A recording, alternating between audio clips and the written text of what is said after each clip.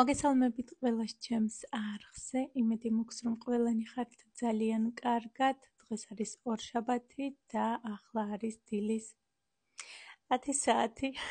11 დაიწყო. როგორც იქნა, ჩვენთან გამოიდარა პლუს გრადუსი წამოვიდა, ისე აღარ ცივა.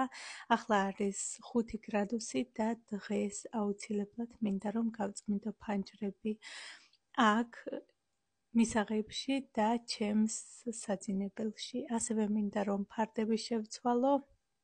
ეს ფარდები გადავიტანო ჩემთან და საძინებლიდან გადმოვიტანო აქეთ. პირველ რიგში მოვხსნი ფარდებს, გავრეცხავ სწრაფ რეცხვაზე და სანამ გავწმინდა ფანჯრებს, იქამდე გაირეცხება და ისევ დავკიდავ იგივე ფარდებს, ოღონდ სხვადასხვა ცალ-ცალკე ოთახებში.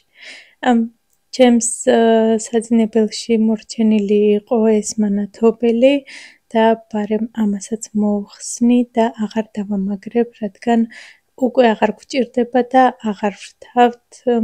საერთოდ გვიანობამდე უბრალოდ მარტის ბოლომდე ვხმარობთ ხოლმე ამ მანათობლებს, მაგრამ ამჯერად უკვე კვირაზე მეტი აღარ ჩაგვირთვია და ბარემ ამასაც მოვხსნი და აღარ დავამაგრებ. სულ ცოტა ხნის უკან გავიგე მითის შესახებ, რომ თურმე ორსულებისთვის არ შეიძლება ხელების მაღლა აწევა. მოკლედ, აქამდე არ ვიცოდი ამის შესახებ და ბოლოს რომ ვიყავი გინეკოლოგთან ვკითხე.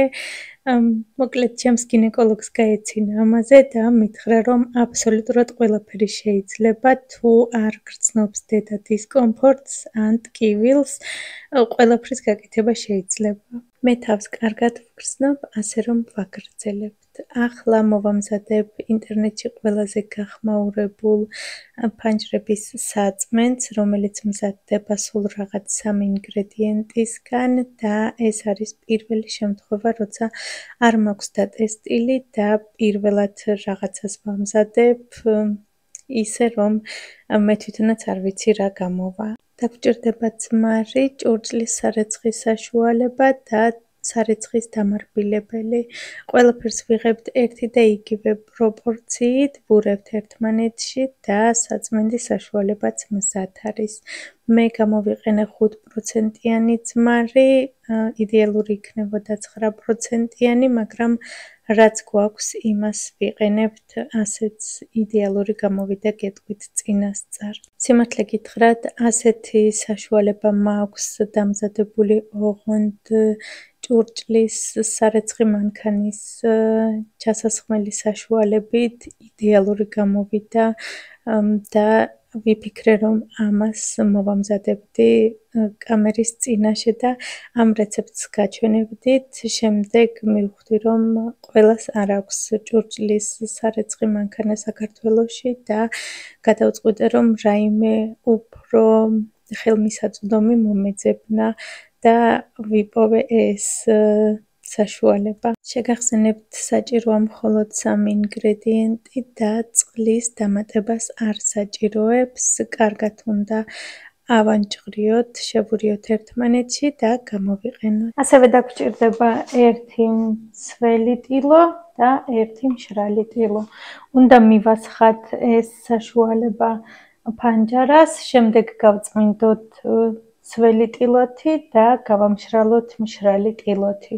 ზემოდან მივასხი ფანჯარას, შემდეგ გადავუსვი ჯერ სველი ტილო და მშრალი ტილოთი გავამშრალე.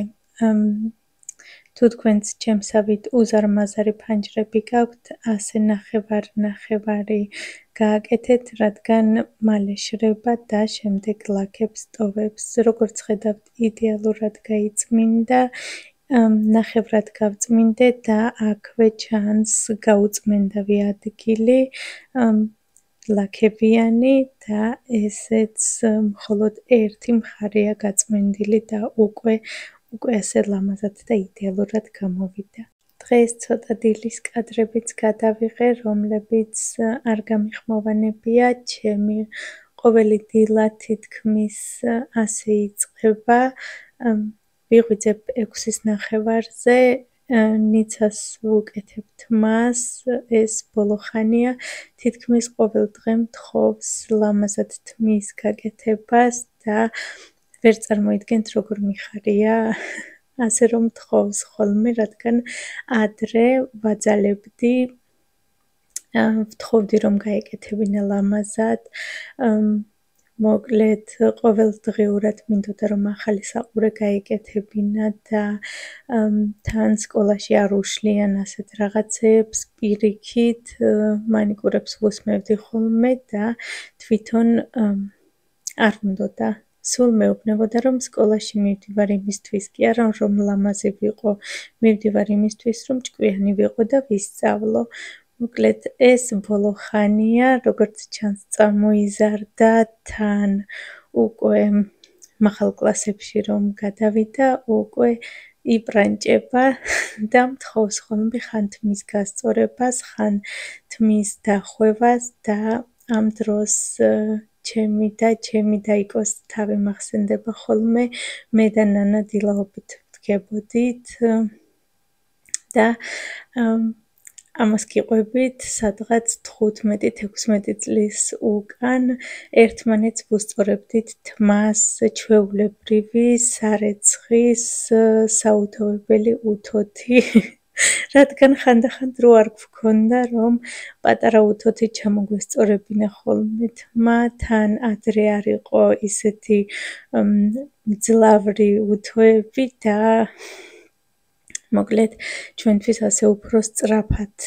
კეთდებოდა საღამოობით ერთმანეთს თმას ვუხვევდით, ქაღალდებს ვიკეთებდით ხოლმე თმაზე და ყოველთვის ვცდილობ რომ ნიცასთვისაც ისეთივე დასავით ვიყო, როგორც მე და ჩემი დავიყავით. ჩემი და ნანას შორის 5 წელია განსხვავება, მე როცა 13 წლის ვიყავი, ნანა იყო 8 წლის, მაშინაც კი ვპრანჭიკელობდით, რაღაც მასკებს ვიკეთებდით სახეზე, მოკლედ დედიკოს კრემებს ვიპარავდით ხოლმე და ვისმევდით, რეებს აღარ ვაკეთებდით და რატომღაც მეგონა რომ ყველა გოგო ასეთი იყო და ეს წესია ასეთი რომ ყველა გოგო ასეთი პრანჭიკელა უნდა იყოს. ნიცას რომ ვეუბნებოდი ხოლმე, სადღაც წინა წელს რომ ნიცას უნდა მოდაისხი და ყველაფერში რომ ვაკონტროლებდი რომ ყველაფერი ერთმანეთს უნდა უხდებოდეს და ეს ზედა არ უხდება ამ შარვალს და მოკლედ ზუსტად ისევე ვაკონტროლებდი როგორც დედა ჩემი მაკონტროლებდა ერთ დროს და სულ მოკლედ ნიცა ჯუჯღუნებდა რომ რა არის ვერ გავიგე ყოველდღე უნდა დავისხა სუნამო და რა არის აუცილებელია რომ ყოველდღე ლამაზი ვიყო და მოკლედ სულ ვფიქრობდი რომ მეთქი გოგო ხარ და ცოტა სხვანაირი უნდა იყო და სულ ვფიქრობდი იმაზე რომ მეთქი ეს ვის გავს ასეთი ბოლოს უკვე თავი რომ მივანებე და მივხვდი რომ ტყუილად ვიჭამდი ნერვებს და უბრალოდ ნიცა ასეთია სულ რაღაც წელიწად ნახევარში თვითონ გაიხსნა და თვითონ დაიწყო პრანჭიაობა. სიმართლე გითხრათ ძალიან მიხარია, რადგან გოგოა და უნდა იყოს ყოველთვის მოწესრიგებული, იმას არ ვამბობ რომ მაკიაჟი გაიკეთოს და მოკლედ იაროს ისე როგორც არ არის შესაძლებელისი, მაგრამ ყოველთვის უნდა იყოს მოწესრიგებული და სასიამოვნოდ შესახედავი. მოკლედ ამ ლაპარაკში მოვრჩი ყველაფრის გაკეთებას და ახლა გაჩვენებთ თუ როგორი შედეგი აქვს სარკეზე. სარკეზე არ ტოვებს შემდეგ ლაქებს, ბავშვმაც თუ მოკიდა ხელი და განსაკუთრებით ეს რეცეპტი გამოადგებათ მათ, ვისაც პატარა ბავშვები ჰყავთ, სარკეებზე აღარ ტოვებს შემდეგ თითების ლაქებს. გადავიდეთ სამზარეულოში და ახლა გაჩვენებთ კიდევ ერთ ხრიგს, როგორ წმენდა ნიჟარას, როგორც იცით, შავი ფერის ნიჟარა მაქვს და თხოვნა იყო რომ მეჩვენებინა თუ როგორ წმენდა ისე რომ შემდეგ ლაქები აღარ რჩება. პირველ რიგში უნდა გავანთავისუფლოთ მთლიანად და გავწმინდოთ ისე როგორც წმენდავთ ხოლმე და ჩვეული საწმენდის საშუალებით კარგად უნდა გავხეხოთ მთლიანად ნიჟარა. კარგად გაწმენდვის შემდეგ საჭიროა რომ მთლიანად ამოვაშროთ. მე დღეს გამოვიყენე ერთჯერადი ხელსახოცი, სულ ერთი არითი ამოაშრობთ, უბრალოდ ნაჭრით ან ჩაის ტილოთი, ან და როგორც მე ეგრეთ წოდებული სალფეტკით მოკლედ. კარგად უნდა ამოვაშროთ, ისე რომ ერთი წვეთიც კი არ იყოს არსად. შემდეგ ზემოდან ვასხავთ ჩვეულებრივ საჭმლის ზეთს, რომელიც გააქვთ სულ ერთია, რამოდენიმე წვეთს და ბამბით შემდეგ ასე კარგად უნდა შევაძილოთ. ალბათ სწორად ვამბობ, უნდა კარგად შევაწმინდოთ ეს ზეთი მთლიანად, ისე რომ ხელს რომ გადაусმევთ, ზეთი არ უნდა ეტყობოდეს. ჩემი ნიჟარა არის პრიალა, ასევე მაქვს ნაცადი ექსპერიმენტის მიზნით მათ ნიჟარაზეც და ზუსტად იგივე შედეგი აქვს და შემდეგ სადღაც 5-6 დღე, მოკლედ თითქმის ერთი კვირა წყლის ნატყობები აღარ ეტყობა. სცადეთ და აუცილებლად გამიზიარეთ თუ როგორ შედეგს მიიღებთ. დღეს ბავშვების სახლში ადრე მოვიდნენ, ნიცას გაკვეთილი გაუცდა, ხოლო გოჩა არ დარჩა გახანძრებულში და პირდაპირ სახლში წამოვიდა. სკოლაში უკვე ისადილეს და ახლა მიირთმევენ დონატებს, რომელიც გუშინ მოვამზადე. მოკლედ გავამტვერსასრუტე ყველგან კარგად. დღეს სიმართლე გითხრათ, მინდოდა ასევე იატაკის გაწმენდვაც, მაგრამ ბავშვები სახლში არიან, შემდეგ დადიან სველ იატაკზე, ამიტომ ხვალ გავწმენდა, როცა სკოლაში გავაცილებ. შემდეგ გადავწყვიტე, რომ ქალაქში გამევლო, რამოდენიმე დღეში სამსახურში კორპორატივი მაქვს და ვიფიქრე, რომ რაიმე მომეძებნა, მოკლედ გიჟდები, ისე მიყვარს ტანსაცმელი და ამ დროს მივხვდი, რომ შოპინგი ჩემი არ არის. რამოდენიმე ხანი შოპინგი უნდა დავივიწყო, რადგან მართლა ლოქოთევზი ვით ვარ ყველაფერში გაჭედილი, სამწუხაროდ ვერაფერი ვერ შევარჩიე და ისე წამოვედი. წინა კვირას რამოდენიმე საორსულო შარვალი ვიყიდე და ალბათ იმას ჩავიცმევ ან რაიმე კაბას, არ ვიცი ვნახოთ. წელს რატომღაც ძალიან გვიან დაემთხვა კორპორატივი, წესით დეკემბერში აკეთებენ ან იანვარში, ხოლო ამ დროს დაემთხვა ისე, რომ თებერვლის ბოლოს აკეთებენ. მოკლედ ჩემთვის სულ ერთია, რაც მთავარია მეც დამპატიჟეს და წავა.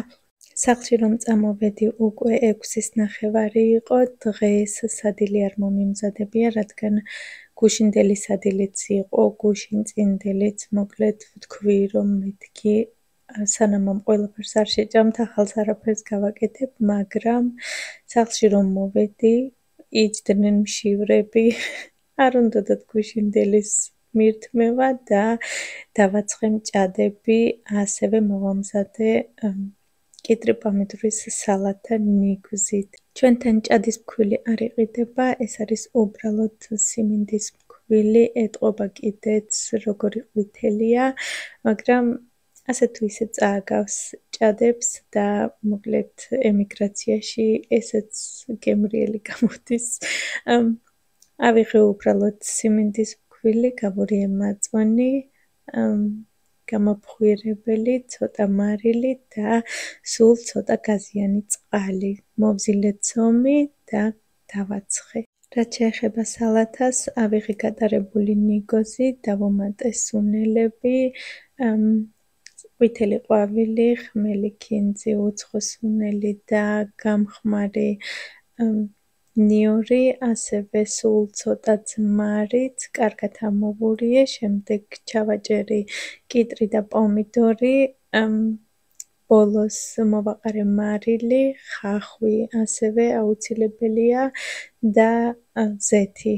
ასევე უხდება მწვანილი, რომელიც როგორც ყოველთვის მე არ მაქვს და არც ამჯერად არ მქონდა, ასე რომ უმწვანილოთაც გემრიელი გამოვიდა. ბავშვებს დიდად არ უყვართ ეს სალათა, ამიტომ ცოტა მოვამზადე მხოლოდ ჩემთვის და სერგოსთვის. ბავშვები ჭადებს მიირთმევენ სიამოვნებით, ვინც ახლა ჩვენთან ერთად მიირთმევს, გემრიელად! აქ დავასრულებ ჩემს ვიდეოს, უღრმეს მადლობას გიხდით, რომ უყურეთ ბოლომდე. დიდი იმედი მაქვს, რომ მოგეწონათ. მომავალ შეხვედრამდე!